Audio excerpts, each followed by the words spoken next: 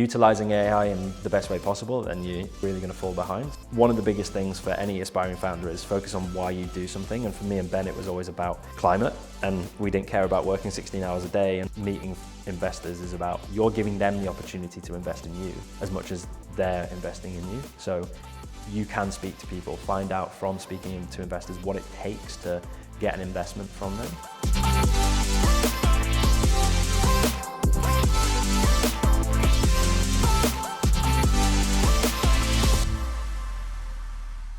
Hi everyone, and welcome to another episode of Tech Talks with TFN. And I am Akansha Dimri, who's the founder and editor-in-chief of Tech Funding News. And like every single episode, we have this time also a very interesting personality with us, which is George Wade, the co-founder of Zevero. Hi George, Hello. How are you? I'm fantastic. And did you have a good weekend? Great weekend, thank you very much. Are you excited to be on Tech Talks with TFN? Oh, absolutely. Yeah, I've been prepping all weekend and making sure I'm ready. So yeah, it's good fun. That's lovely, but you have to be very relaxed for us because we just do casual conversations, and we would love to start with everything about you. We really need to know that how did you end up finding Zevero? What's the story? What's the interesting bit of a story of this young person who has achieved so much? Yeah, I mean, thank you very much. It was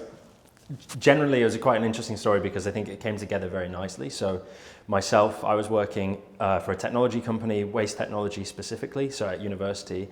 And then during COVID, effectively my job was made redundant in the same role. And my boss just said to me, hey, you need to find a new source of revenue, otherwise we have to let you go. And I was working with waste technology and circular economy and effectively helping companies with waste-related activity. And I realized that actually I could shift towards how do we prevent waste and move towards more consulting on a circular economy model. So I came really into carbon and into the management of carbon and decarbonization from working with the University of Exeter on a fantastic project, and ultimately realized the power that data can have and the problems with the carbon accounting industry in really solving that for especially the SME market here in the UK, which is what I previously sold to. My background with there, I was thinking this can't be the right way to do it. I had working with the companies that were spending, if they had 10 hours on sustainability, 9 of it was on measurement, not done very accurately, and 1 hour was on action. And I quickly realized, okay, there's got to be a better way to do it. Reached out to my co-founder Ben, who was actually a mutual contact of mine, my best friend's cousin. So it was we'd met once in a pub at university before, and then we've not spoken for 2 years. And we both came together, and I said, hey, is there a better way to do this? And he said, I'm actually working on this. And he was working as a carbon consultant and trying to digitize that process of calculating emissions. And I just said, that sounds like a really smart idea and something I've been thinking about. How can I help? And from there, we started working remotely together, and Ben's background kind of came into carbon from his family grew up and have effectively a small holding for cows and for dairy and meat. And he was like, well, hold on a minute, why is that beef that's grown in the field next to me got higher emissions than tofu imported from Brazil? And once you realize that how the system works and how informative the data can be, then it allows you to uncover those hidden parts of supply chains and those emissions. And that's what we both realized could be the biggest impact we can have as individuals to solving the climate crisis. And from then on, it's been a pretty fascinating three and a half, 4 years of trying to make that happen and really building Zevero to what it is today. But yeah, it was a very fortuitous coming together effectively. That's a very interesting story. I mean, I'm just trying to understand, how old was Ben at that time? Yeah, so I just turned 23. I was actually 22 when we first worked on the idea, and so was Ben. And I turned 23 at the end of November. So we were both very young, and we were both very fortunate. We managed to, effectively with his consulting business, we were able to make some revenue. And then we got a very early angel investor, and that was actually the only investor we took on up to that point. And we were very fortunate and also young and naive, which helped us really drive forward and work hard. Interesting. Some more of your founding story. So you launched in 2021, as far as I understand, and then you got acquired, like in how many months? Well, actually, it was probably 38 months, I'd say, from the formation on Company's House. So what's the story of that? Yeah. Level Up is the company. Yes. It's a climate tech from Singapore. So yeah, from Singapore, and now we merged and we're a combined company as Zevero. So they've taken the name, and effectively myself and Ben work with the founding team there, and we still run the company with them. But yeah, it was very fortuitous circumstances. Myself and Ben, we've always been about how do we build a company with the biggest So how impact. did you meet them? Very interesting introduction. I want to know that. Okay, nice. So we launched a program with SIBO, which is the Society of Independent Brewers, around September of last year. I had somebody in the Netherlands reach out and say, hey, I'd love to speak to you because we're interested in doing the same. Next thing I know, that this guy I was trying to sign as a customer, and like any prospect and anybody they want to sign as a customer, you kind of meet the people they want you to meet and do whatever it is they say to you within reason to try and secure that client. I said, I would like for you to meet this guy, Shigeo, who's now our CEO. I studied with him at Cambridge Institute of Sustainable Learning. And from there we had a brief call, and Ben and I basically said, we're not here to sell, we'll have a conversation. And then we went through the next few weeks of discussions, and effectively it was actually this time last week, that we got the verbal offer for the acquisition. And I think that the most important thing about that is that Ben and I were always about how do we have the biggest impact on the planet. We were going through all the different kind of scenarios in our head, and ultimately we realized that there was 5 of us, and if we could grow this team, we can grow the impact, and also if we can grow the markets that we operate in. One of the facts that I think kind of was present for myself and Ben during all of this was that 51% of emissions are produced in Asia in the world. And if we take that true mission that we believe in, which is how can we have the biggest impact to decarbonize the planet, then we should not be avoiding an opportunity like this to grow together and also to have new markets where a lot of emissions are created. So that's kind of how it came together, and then 4 months of due diligence later and the last 7 months, and it's been a very interesting year for us. So tell us about that investor story as well. Yeah, absolutely. So we have my CEO now, Shigeo, who's one of the co-founders alongside myself, and Yuya, who's the original founder of Level Up Climate Tech. So we have a great management team with experience of our CEO running a 2,000 person, $2 billion company, all the way through to Yuya, our founder, who just sold his company for $200 million. So fantastic opportunities there. And really what we wanted to do and what we took to investors was this idea that actually that the carbon accounting market is still broken, and that we need to have a global company that can tackle a global issue effectively.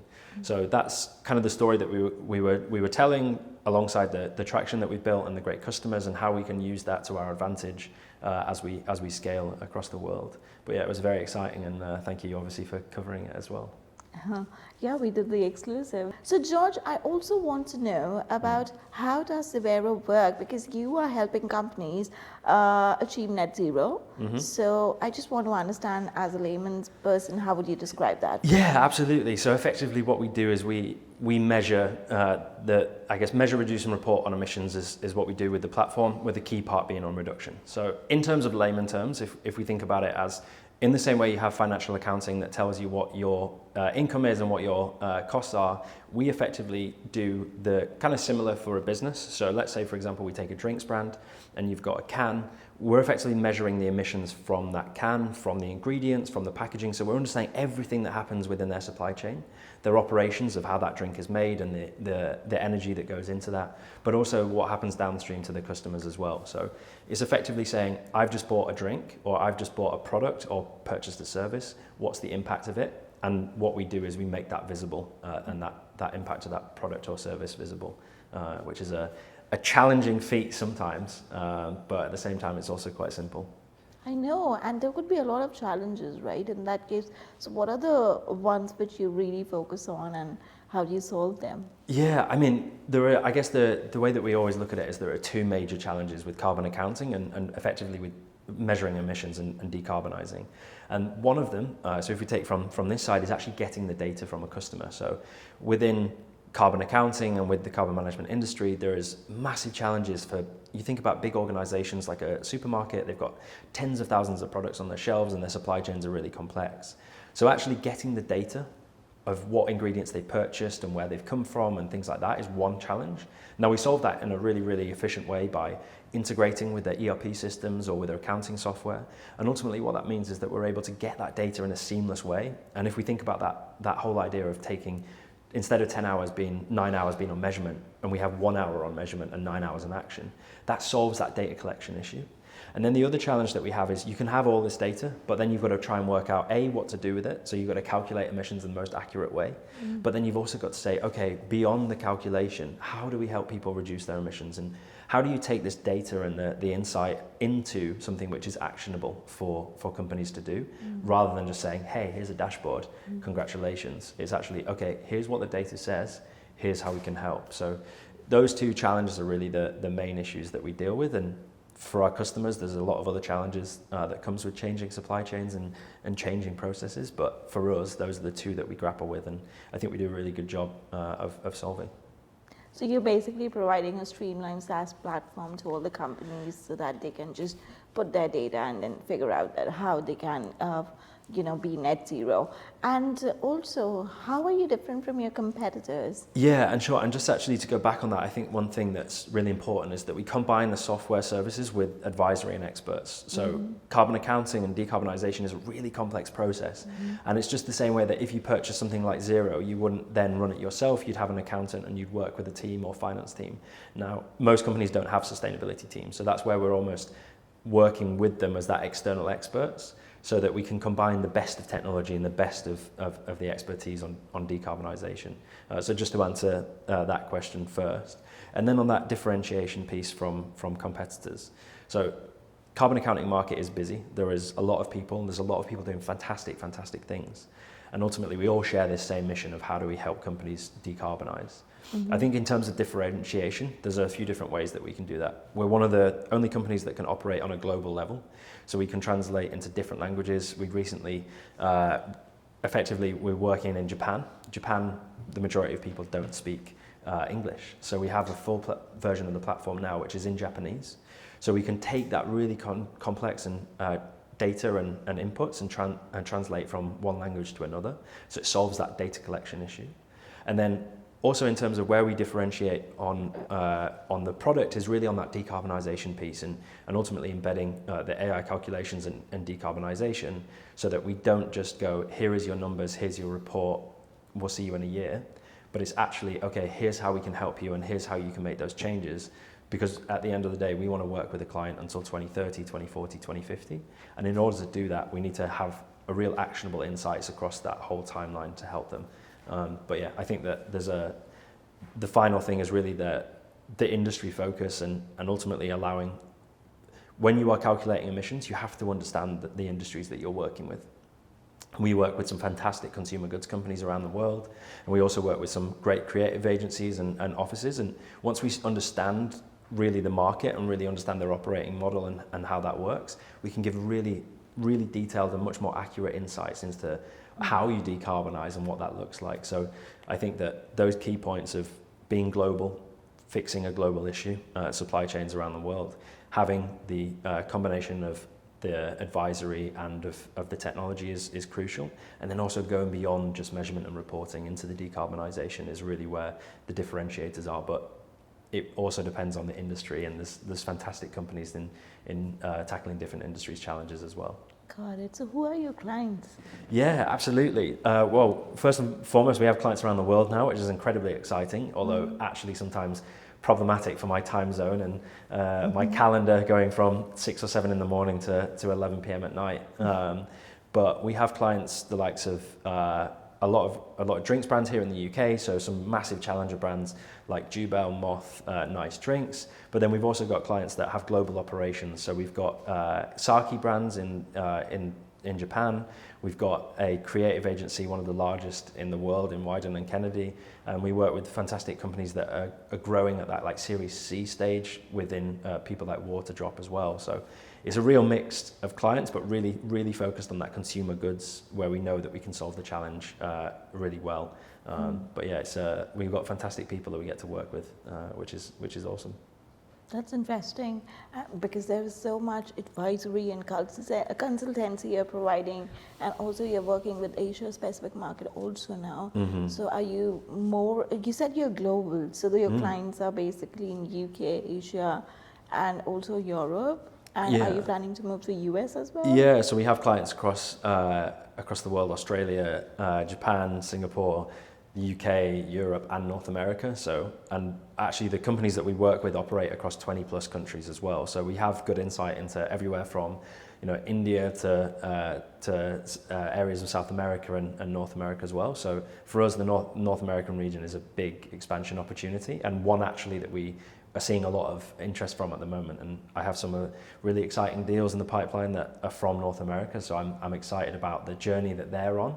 And fingers crossed that we can have a big impact there as well. Just a bit curious, you said you have clients from India.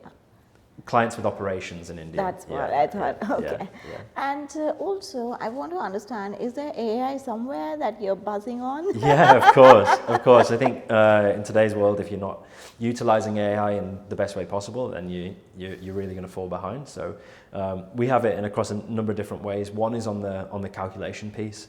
So if we think about the fact that with carbon accounting, we'll work with a company that has 20 million records. Typically, if you use a consultant, they would effectively go, we're not going to be able to go through 20 million records. So actually, we're going to take this top-down approach and work out. And that's great if you want to get an insight, but it doesn't give you an understanding of where all those emissions are and the detail you need. So we use the AI on the calculation piece in what's called our emission engine. And that's matching inputs to emission factors. So that's incredibly exciting. But then we also have AI across the platform in different ways. So on the advisory side, how we can utilize understanding of the data and the insights to provide quick and actionable items rather than having to, again, have consultants review work and have to go through everything. So that's one area that we're excited about. And then another area is just in terms of on the reporting and on the decarbonisation piece as well, and identifying opportunities for people to decarbonise and utilising that in the best way possible.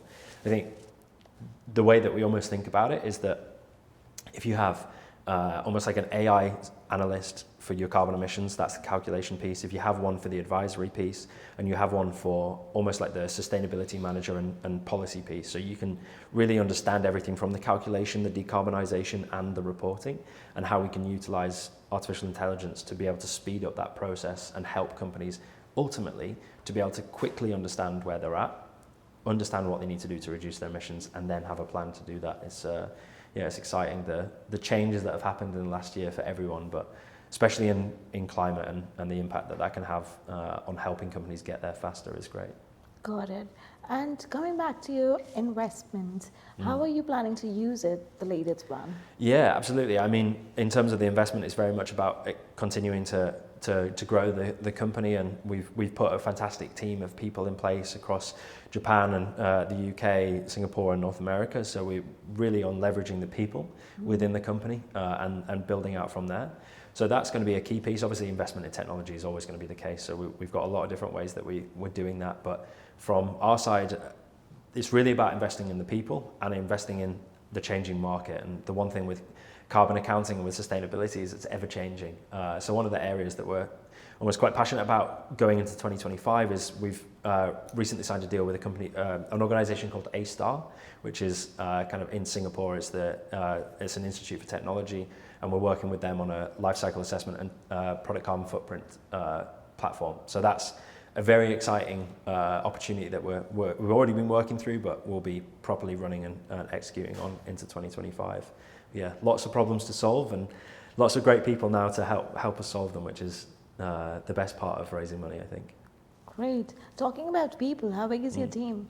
Yeah, so we're around 45 people globally, which is an incredible feat, given that if I was sat in this room last year at this time, it would be 5 people. So it's been a good journey. Yeah. Very fast one. Yeah. And are you planning to hire more? At the moment, no, we're pretty settled with the team, where it's all about getting people within the team up to speed, and we've done a really good job of that over the last 3 or 4 months. But we will be adding a few positions here and there, but at the moment it's really about cementing what we have and growing because we've got good traction, great customers, and we just can build on that effectively. Got it. 10x trajectory of growth over there. What are the best, biggest plans for next 5 years? Or maybe the way you are growing, it should be next 30 months or something. Yeah, absolutely. I mean, for us, it's really around expanding on what we do into the new markets that we're operating in. So we've initially, myself and Ben, when we started, we were focused on SMEs. That's because they were very easy for us to get into. And ultimately, we still are on that route, and we still want to build great technology for SMEs to bring them up on their climate journey. But also, it's about how do we go from that to big organizations, because that's where we can have the biggest impact. So over the next kind of 3 to 5 years, it's really about going beyond just measurement decarbonization, and then understanding how we can help companies with everything around their supply chain emissions and ultimately decarbonization as well. So it's a long journey. There's a long way to go. I think there's probably around 60 months to 2030, which is when we need to have halved our emissions from 2018. So we've got a big problem ahead of us, but ultimately that's what we are as a company destined to do and focused on is helping companies reach that target and net zero over the next 5 to 15, 20 years as well. Great. I mean, climate tech, a lot of VCs are focusing now. So I think it's a big opportunity to bang upon, and it's a very impactful industry as well.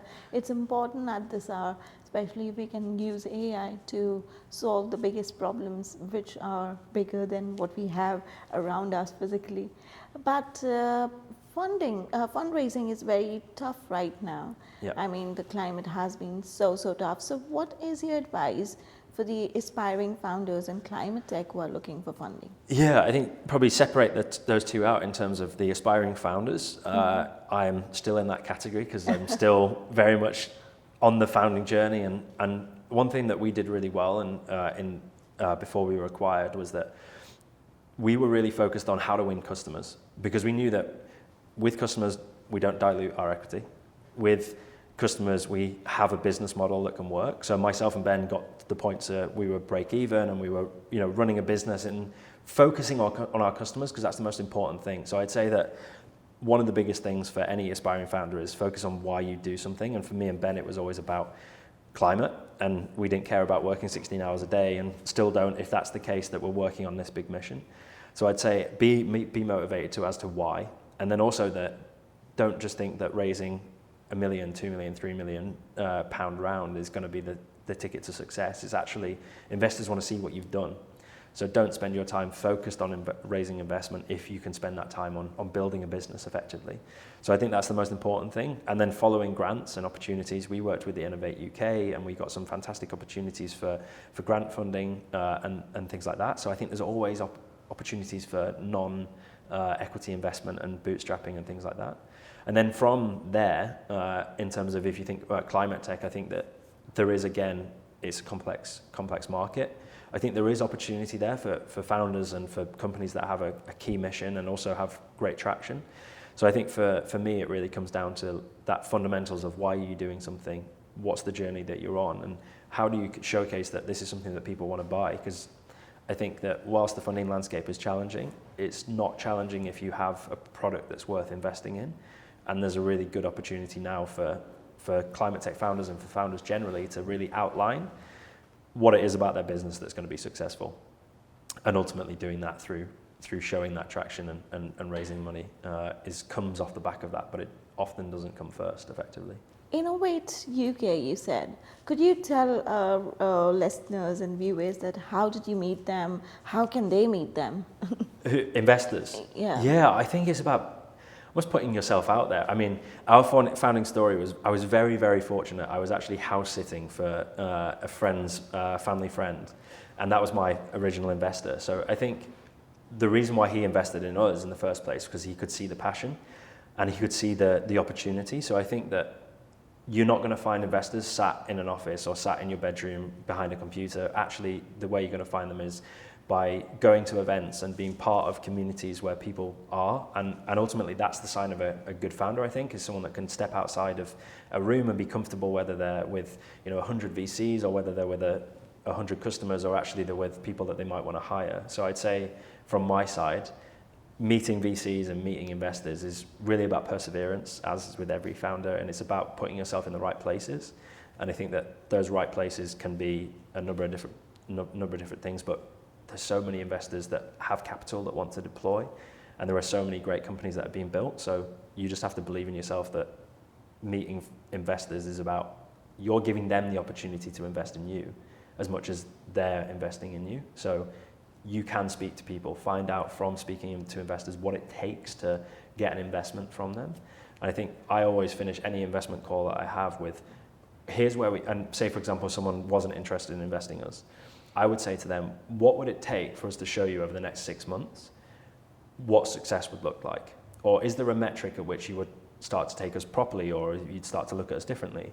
And often they will almost tell you where they want you to see them, where they want you to be in 6 months, And if you can follow up in 6 months' time and say, hey, we said that we'd do this, here's what's happened, let's revisit the conversation, here's what's changed. And that showcases the ability for you to effectively go from this is where we are to where we want to be. And they want to believe in execution. So I think that being able to be a little bit almost bullish of this is what we want to do and how do we take those next steps in the future is kind of crucial. But yeah, get yourself out and speak to people and speak to customers as well. Find out actually if you have a product that's worth taking to market, I think is a crucial step. Good one. Yeah. So also, your investors are mostly from US or UK or Europe, and are US investors interested in the UK market? What do you think? Yeah, actually, so all of our investors for this round are from Japan, and that is because we have the two founders, or co-founders alongside myself and Ben, Yuya and Shigeo, are Japanese. So they have a lot of connections there, and that's why Yuya sold his company. So effectively, we are utilizing and leveraging those connections that we have in Japan. We're speaking with US VCs occasionally and UK VCs, and ultimately it's the same conversation that's happening everywhere. It's about where do you want to get to? They're investing in the opportunity and what differentiates you in the market and how can you win?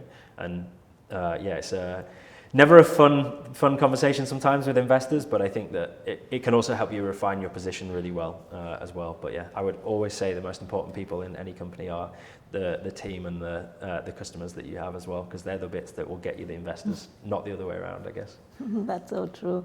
And you said so many times that, okay, your day is very busy and it starts at 6 a.m., ends at 11 p.m. So how's your day like? Tell us about that. Yeah, luckily it doesn't start at 6 a.m. and finish at 11 p.m. every day. But I am very fortunate. I live not too far from the office, which is a big life hack, and I'm able to, yes, I believe fantastic. I live very far from the office. Oh yeah, it's changed my life a little bit. That and the line bike subscription has been ideal. But typically day starts, I front load my day with a lot of meetings because we have the team in Singapore, Japan and Australia. So I will be up from 6:30 meetings depending on the day, and I try and start at 8, so I'm a bit more awake. But yeah, front load meetings, then work with the UK team, and then effectively from kind of 3-4 o'clock onwards is get work done and make sure that I can execute on what we've talked about during the day. But yeah, it's a challenging and interesting, I would say, for anyone that wants to start a company. It's not easy, so don't think you're going to have a 9 to 5 basically. That's true. Yeah. So how is your day like in terms of, do you get time to work or are you only in meetings? I am spending as much time as I can not in meetings. So we've got fantastic people now. We've kind of gone from that startup phase to the almost scale up at this point. And ultimately I'm trying to get out of meetings and have teams run themselves. So it's a big challenge. I've recently just come back from Singapore and Japan, which is where we have half of our team, which was very fortunate to do and understand the cultural differences and how we build great technology around the world. And that was a really good 2-week trial period where I wasn't able to be in meetings in the UK. So actually it was understanding what you can be part of and what you can't be part of. But yeah, my evenings are more or less dedicated to work and deep work time, which is what I enjoy. So it works perfect for me. I know. It means I get to do great stuff like this during the day. I know. But any events which you would say that are very important for climate tech, I mean, without any sponsors? Yeah.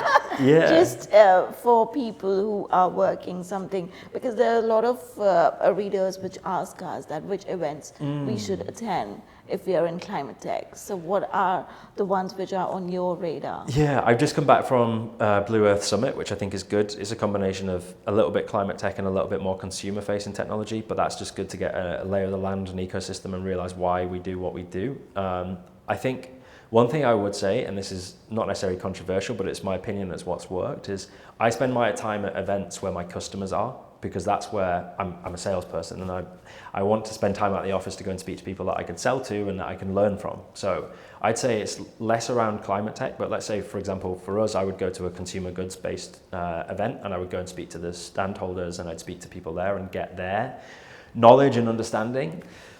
But you might be in climate tech in cement or in batteries. Go to where the people that are talking about batteries and talking about cement are, and then you will learn so much more than going to a green tech forum or whatever it might be. But yeah, that's my not necessarily controversial take, but I don't always think that the green tech or climate tech festival that you see is going to be the area where you're going to get the most knowledge out of. I think that you're often better off going to understand, again, it comes back to customer first as how we operate is, okay, well, that's what's been talked about in climate tech, great, but actually what are your customers talking about? Because if your customers are talking about reporting requirements and not knowing how to decarbonize and not understanding how the best way to report their emissions to their stakeholders are, and you're focused on the future of decarbonization and what will happen in 2030, you'll be so far removed from your customers' needs and wants, and you can't build great technology or great businesses, never mind technology, without really understanding that. So yeah, my events effectively are go where your customers go, and then the rest of it will, if there are good ones that come up, then yeah, I don't typically go to them, is what I'd say. Get it. Salesperson, what's the best sales tip you have? Just ask questions. I mean, I think it was you don't explain how you get to a yes, you question how you get to a yes. So effectively, all I want to do, and this is the same with Zevero, and this is why we combine technology and advisory, is that we're a problem-solving company. All we do is, my best thing is to try and understand if you've got a problem, what is it? Can we help? How do we help in the best possible way? And I think that with every company, there's, for us against some of our competitors, we might not have this feature or we might not have that feature, but what we do very well is we help them understand that we can solve that problem. And it doesn't matter whether it's this fancy gadget or that fancy gadget. It's actually about, can you understand the challenge that they face, and do they trust you to be able to deliver on that? So I think that my biggest sales pitch is be passionate, which is fantastic for me because evidently I'm incredibly passionate about what we do. But then it's also around, okay, how do you understand their problem? And really get to the bottom of it, because if you just explain who you are and what we do, they're going to be like, well, how does that relate to me and how does that solve my challenges? But yeah, that's my ask your way to a yes, not tell your way to a yes. That's so useful. And on that note, George, I would like to conclude this interview. Fantastic. And it was lovely chatting with you. You too. Thank you so much for your time. And thank you everyone for watching Tech Talks with TFN with George, who is the co-founder of Zevero, and me, who is Akansha Emery, the editor-in-chief of Tech Funding News. And stay tuned for the next episode, which is coming back right up. Thank you.